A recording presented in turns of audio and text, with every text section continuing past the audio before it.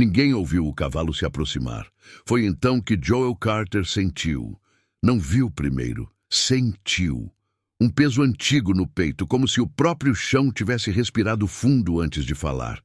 Quando se virou, o cavalo estava ali, parado a poucos metros da cerca, montado por um velho Apache de postura ereta, olhos fundos como noites sem lua, pele marcada pelo tempo e pela sabedoria que só quem sobrevive ao deserto carrega. Atrás dele, em silêncio absoluto, vinha uma jovem mulher Apache, o olhar firme e indecifrável, como se enxergasse não apenas o presente, mas tudo o que ainda estava por vir. Você é o homem que cultiva onde a terra já começou a morrer, disse o velho, em inglês lento, pesado, como cada palavra tivesse atravessado gerações antes de alcançar aquela língua. Joel não respondeu de imediato. A mão pousou instintivamente no bolso da camisa, onde guardava um pequeno medalhão da falecida esposa. Não por medo, mas porque aquela frase não era um aviso comum, era uma sentença. Joel Carter não era um homem supersticioso. Viera do leste com os bolsos quase vazios, um passado de perdas silenciosas e uma fé teimosa no trabalho honesto. Construiu sua fazenda com as próprias mãos, levantando cercas sob o sol impiedoso, cavando poços até os dedos sangrarem, aprendendo à força que o velho oeste não perdoava ilusões. Durante anos, a terra respondeu. O milho cresceu. O gado engordou. As estações, embora duras, ainda obedeciam a uma ordem conhecida, mas naquele último inverno algo havia mudado. As chuvas atrasaram. O solo começou a rachar mais cedo. O poço principal baixou um palmo inteiro em poucas semanas. Ainda assim, Joel acreditava que tudo se resolveria. Homens como ele sempre acreditam. Posso ajudar? Perguntou finalmente, mantendo a voz firme. O velho Apache desmontou com dificuldade, apoiando-se num cajado de madeira lisa. Aproximou-se da cerca, mas não a cruzou. Respeitava limites que os brancos raramente compreendiam. Meu nome é Tahoma, disse. Sou guardião das palavras que não devem ser ignoradas. A jovem permaneceu alguns passos atrás. Seus cabelos negros caíam como uma cortina sobre os ombros. Vestia roupas simples, gastas, mas havia nela uma dignidade que fazia o celeiro, a Casa Branca e até o próprio Joel parecerem provisórios. E o que o trouxe até aqui, Tahoma? Perguntou Joel. O velho não respondeu de imediato. Tocou o chão com o cajado, sentiu a terra, fechou os olhos. A seca já começou, disse por fim. Mas você ainda não percebeu. Joel franziu o senho. Já enfrentei secas antes. Tahoma abriu os olhos lentamente. Não como esta. Eles sentaram-se à sombra escassa de um carvalho antigo, um dos poucos que ainda resistiam. Joel ofereceu água. O velho aceitou apenas um gole. A jovem recusou, educadamente. Sonhos não vêm sozinhos, começou Tahoma. Eles caminham com sinais. O voo das aves mudou. As raízes estão rasas. Os rios estão inquietos. Com todo respeito, interrompeu Joel, os cientistas do leste diriam que isso é apenas um ciclo climático. A jovem Apache ergueu levemente a cabeça. O leste não escuta a terra, disse ela pela primeira vez. A voz era calma, firme, carregada de algo que não pedia permissão para existir. Esta é minha neta, Atsa, disse Tahoma. Ela carrega olhos que veem antes. Joel sentiu um desconforto estranho, não pelo tom, mas pela certeza absoluta que havia naquela frase. O que exatamente o senhor está dizendo? Perguntou. Tahoma apoiou as duas mãos no cajado.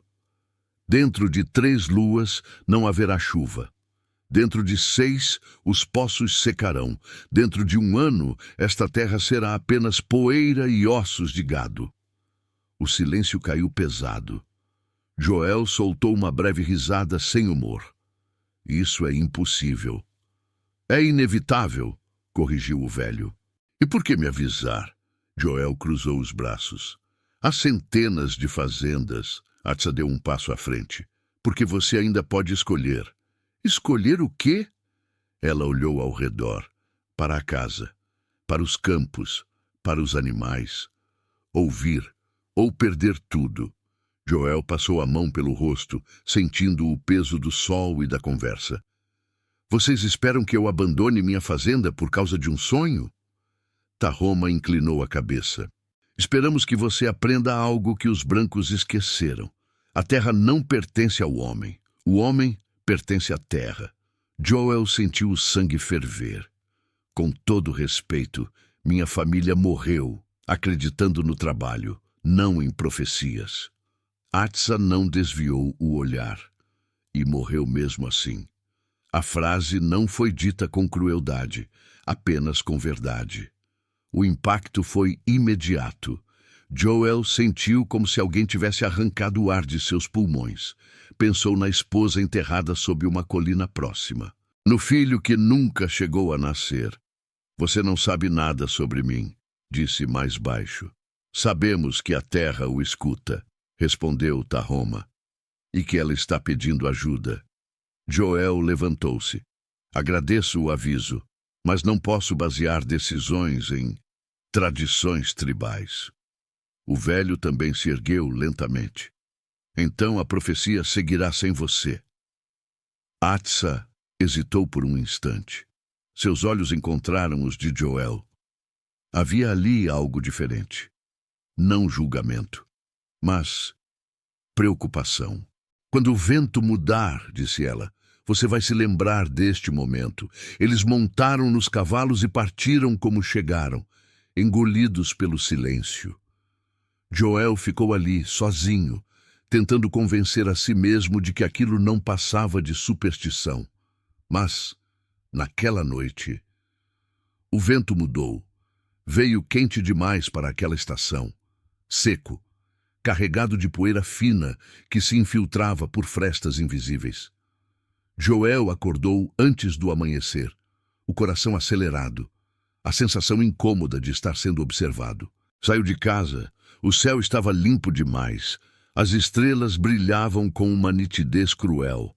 Caminhou até o poço e baixou o balde. Demorou mais do que o normal para ouvir o som da água. Muito mais. Quando puxou, o balde veio meio vazio. Joel ficou parado, olhando para aquele fundo escuro, como se pudesse negar o que via. A frase de Tahoma ecoou em sua mente. A seca já começou. No horizonte, um coiote uivou. E pela primeira vez em muitos anos, Joel Carter sentiu medo, não de perder a fazenda, mas de estar lutando contra algo muito maior do que ele. Na manhã seguinte, antes mesmo do sol nascer, um único objeto estava fincado ao lado da cerca da fazenda. Um totem apache simples, feito de madeira seca e penas queimadas. Joel soube, sem que ninguém lhe dissesse, que aquilo não era um aviso. Era um pedido de aliança, e recusá-lo significaria muito mais do que perder a terra. O totem permaneceu ali por 3 dias. Joel passou por ele dezenas de vezes, fingindo não ver, fingindo que não sentia o peso silencioso daquela madeira cravada na terra como um aviso que não gritava. Apenas esperava. Os peões comentaram em sussurros. Coisa de índio, disse um deles cuspindo no chão. Não presta. Joel não respondeu. Na 4ª manhã, o poço principal secou completamente. O balde bateu no fundo com um som oco, metálico, impossível de ignorar. Joel ficou inclinado sobre a boca do poço por longos segundos, sentindo o eco daquele vazio subir pelo braço, pelo peito, pela garganta. Não havia água. Chamou outro peão, depois outro. Tentaram novamente. Nada. Talvez seja só o poço, disse alguém, tentando soar otimista. Joel não respondeu. Mandou verificar os outros 2. Ao meio-dia, a verdade estava clara. A água estava desaparecendo mais rápido do que qualquer seca que ele já tivesse enfrentado. À tarde, um bezerro caiu no pasto. Não morreu, mas não conseguiu mais se levantar. Joel ajoelhou ao lado do animal, Passou a mão pelo pescoço quente, sentindo o osso sob a pele. O bezerro respirava com dificuldade, os olhos opacos. "Aguenta", murmurou, sem saber se falava com o animal ou consigo mesmo. Naquela noite, Joel tirou o totem da cerca. Não o jogou fora, apenas o levou para dentro do celeiro e o apoiou contra a parede, longe dos olhos dos outros. Ela voltou ao entardecer do quinto dia, sozinha, sem cavalo. Atsá surgiu caminhando pelo limite da propriedade, como se sempre tivesse pertencido àquele lugar. Joel a viu de longe, recostado no curral, e sentiu algo estranho, uma mistura de alívio e inquietação. "Você não deveria estar aqui", disse ele quando ela se aproximou. "Você também não deveria estar ignorando a terra", respondeu ela, sem hostilidade. Houve um silêncio pesado entre os dois. "O velho Tahoma mandou você?", perguntou Joel. "Ele não manda, ele orienta." Joel respirou fundo. "A seca está piorando." Atsa assentiu lentamente. "Eu sei." "Então por que voltar?" Ela olhou em direção ao celeiro. "Porque você guardou o totem." Joel sentiu um leve desconforto. Alguém podia tê-lo visto, mas não viram, porque você o escondeu. Ela se aproximou mais um passo. "Isso significa que você começou a ouvir, mesmo sem admitir." Sentaram-se na varanda da casa, separados por um espaço respeitoso. O sol descia lento, avermelhando o horizonte como uma ferida aberta. "Meu povo migra quando a terra avisa", disse Atsa. "Não lutamos contra o que não pode ser vencido." "Eu não posso simplesmente ir embora", respondeu Joel. "Tudo o que tenho está aqui. Tudo o que você tem está vivo, e o que está vivo precisa de água." Joel apertou os punhos. "Para nós, ficar é resistir. Para nós, ficar quando a terra pede descanso é desrespeito." Eles se encararam. Dois mundos separados não por ódio, mas por princípios. "Tahoma falou em escolha", disse Joel. "Qual é a escolha, afinal?" Atsa respirou fundo. "Compartilhar." "Compartilhar o quê?" "A terra, a água que ainda resta, as decisões." Joel soltou uma risada curta. "Isso nunca daria certo." "Talvez." Ela o encarou com firmeza. "Mas continuar assim também não dará." Os boatos começaram. Índios rondando à noite. Gado inquieto. Marcas estranhas perto do rio seco. Nada foi provado. Nada foi visto claramente. Mas o medo, esse, cresceu rápido. Um dos peões confrontou Joel. "Se o senhor está fazendo acordo com o Apache, isso não vai acabar bem." Joel sustentou o olhar. "Não estou fazendo acordo nenhum, ainda." Naquela noite, Atsa voltou trazendo algo embrulhado em couro. "Raízes", explicou. "Elas guardam umidade. Seu povo ignora isso." Joel observou enquanto ela mostrava como plantar mais fundo, como cobrir a terra com folhas secas para preservar a pouca umidade restante. "Por que está me ajudando?" perguntou. Atsa demorou a responder. "Porque se você cair, outros cairão, e o deserto não distingue pele." Joel sentiu um aperto inesperado no peito. Foi durante uma dessas noites que algo mudou. O vento soprava quente. Joel e Atsa estavam no campo, testando uma nova forma de irrigação improvisada. A lua iluminava pouco, mas suficiente para que Joel visse o cansaço nos olhos dela. "Você devia descansar", disse ele. "Você também." Ela tropeçou levemente em uma pedra solta. Joel a segurou pelo braço. Foi um toque breve, mas suficiente. Atsa congelou. Joel também. O contato não tinha sido agressivo nem indevido. Ainda assim, carregava um peso enorme, não apenas pessoal, cultural. Ela se afastou um passo. "Isso não deveria ter acontecido." "Eu sei", respondeu Joel. Mas nenhum dos dois parecia realmente convencido. Na manhã seguinte, Tahoma apareceu novamente. Desta vez, entrou na propriedade, sem pedir permissão. O tempo está se encurtando, disse ao ver Joel. Sua escolha precisa ser feita diante de testemunhas. Testemunhas de quê? Perguntou Joel. Tahoma olhou para Atsa. Da união dos caminhos. O silêncio foi absoluto. Não está falando de casamento, disse Joel, incrédulo. Tahoma não piscou. Não falamos de amor como vocês. Falamos de equilíbrio. Atsa abaixou o olhar. Avô, a terra escolheu vocês dois, interrompeu ele. Porque nenhum caminha inteiro sozinho. Joel sentiu o mundo girar lentamente. Isso é impossível. A seca não se importa com o que você acha possível. Naquela noite, enquanto Joel tentava dormir, ouviu gritos no curral. Correu para fora. Encontrou 2 peões armados de paus cercando Atsa. Ela não pertence a este lugar, gritou um deles. Joel se colocou imediatamente entre eles. Ela está sob minha proteção. As palavras saíram antes que ele pudesse contê-las. Atsa ergueu os olhos para ele, surpresa. E naquele instante, Joel soube. Ao protegê-la, havia cruzado um limite invisível, não apenas com os homens, mas com o próprio Velho Oeste. Depois daquela noite, nada mais foi igual. Joel sentiu isso logo ao amanhecer, ao perceber que os olhares na fazenda haviam mudado. Não eram hostis, ainda. Eram desconfiados, vigilantes, como se todos estivessem esperando que algo se quebrasse primeiro. A terra ou o próprio Joel.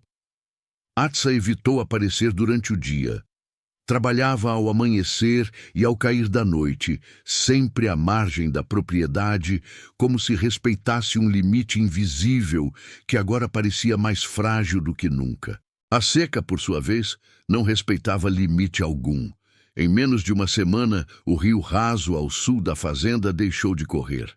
Tornou-se apenas uma sequência de poças paradas, cobertas por insetos e um cheiro metálico que denunciava o fim próximo. Joel caminhou até lá com Tahoma. Já vi rios baixarem, disse Joel, nunca desaparecerem assim. Porque antes eles eram ouvidos, respondeu o velho. Agora são forçados a obedecer. Joel chutou uma pedra seca. Tudo o que aprendi diz que devemos cavar mais fundo. Tahoma o encarou com paciência severa. Quando um corpo está ferido, você não cava mais fundo. Você para o sangramento. E como se para uma seca? Aceitando que ela não veio para destruir, veio para corrigir. As palavras ecoaram como um golpe lento. Naquela noite, Joel chamou Atsa até o celeiro. Hesitou antes de falar. Nunca contei isso a ninguém aqui, começou. Minha esposa, ela morreu tentando me convencer a vender parte da terra. Atsa manteve o olhar atento. Ela dizia que a fazenda estava grande demais, que eu estava exigindo demais do solo. Joel engoliu seco. Eu ignorei.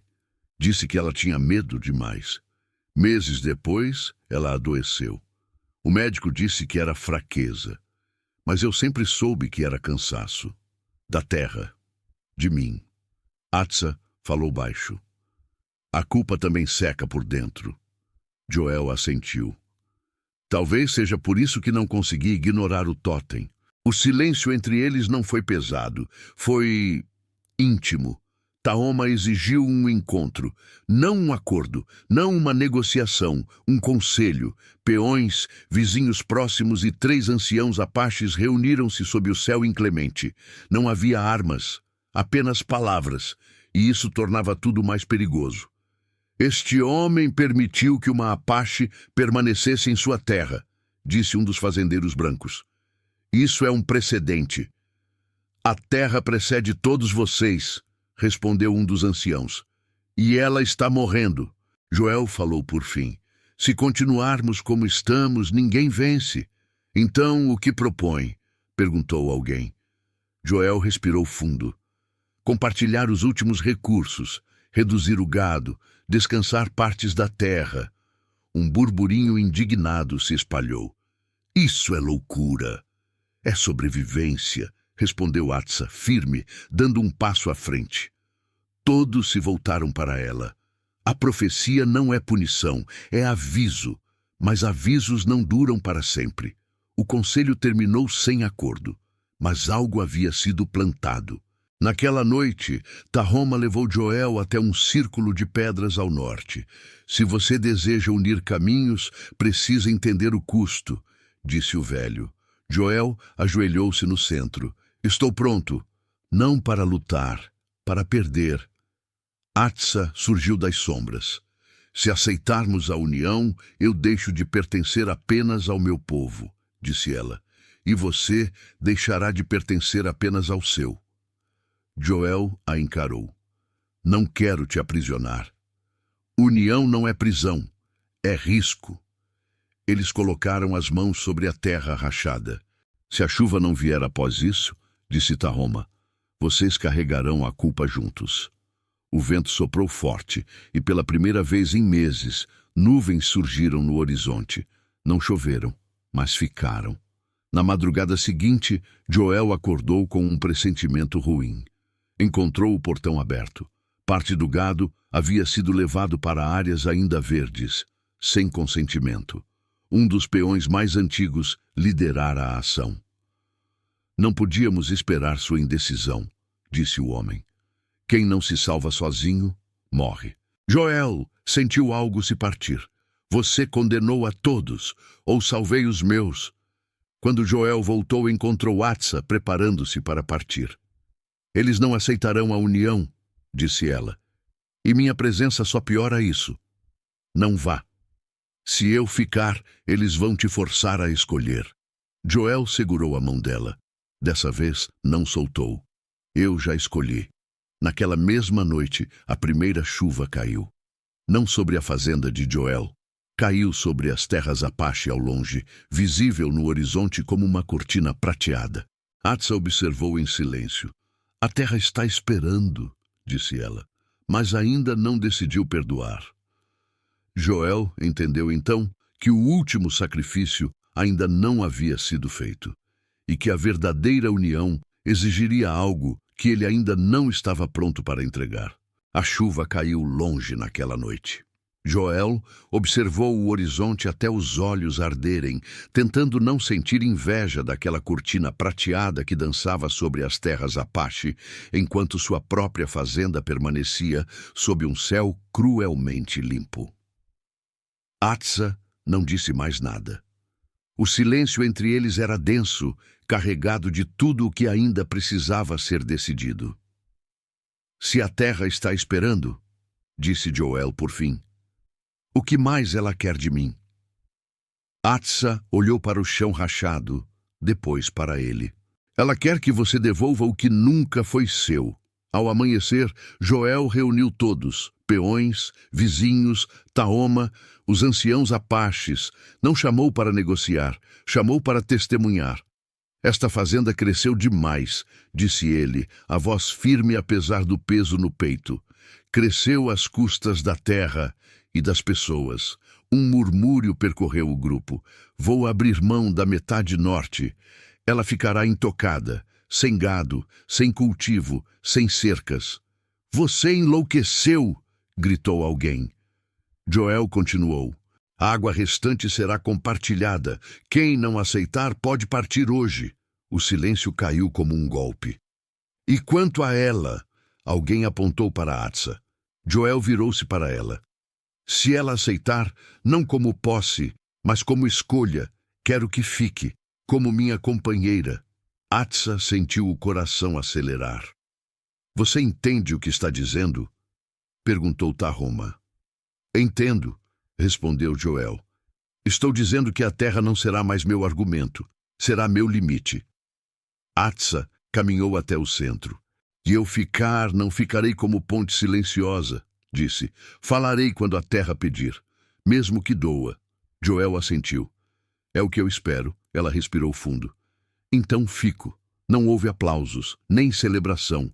Houve aceitação difícil, a única que realmente muda algo. Dias depois, uma notícia chegou do leste. Grandes fazendas haviam falido. outras abandonadas. Homens que riram da profecia agora migravam desesperados. Na fazenda de Joel, o gado reduzido sobreviveu. As áreas descansadas começaram lentamente a reter umidade. Não era milagre, era consequência. Joel caminhava ao lado de Atsa ao entardecer. "Você sente falta do seu povo?" perguntou. "Eles ainda são meu povo. Agora você também é." Ele sorriu, cansado. "Não sei se mereço isso." A terra não trabalha com mérito, trabalha com equilíbrio. Na noite da lua cheia, Tahoma reuniu todos novamente. "A profecia não termina com chuva", disse. "Termina com entendimento." O céu escureceu lentamente. O vento mudou e então caiu. Não forte, não violenta, uma chuva mansa, constante, que parecia tocar o chão com respeito. Joel fechou os olhos. Atsa segurou sua mão. Não houve gritos, apenas lágrimas silenciosas misturadas à terra. Anos depois, viajantes falavam de uma fazenda diferente, onde cercas não avançavam demais, onde a terra descansava, onde um homem branco e uma mulher apache caminhavam lado a lado, não como lenda, mas como lembrança viva de que o Velho Oeste não foi feito apenas de violência. Foi feito também de escolhas difíceis e de quem teve coragem de ouvir a terra antes que ela parasse de falar.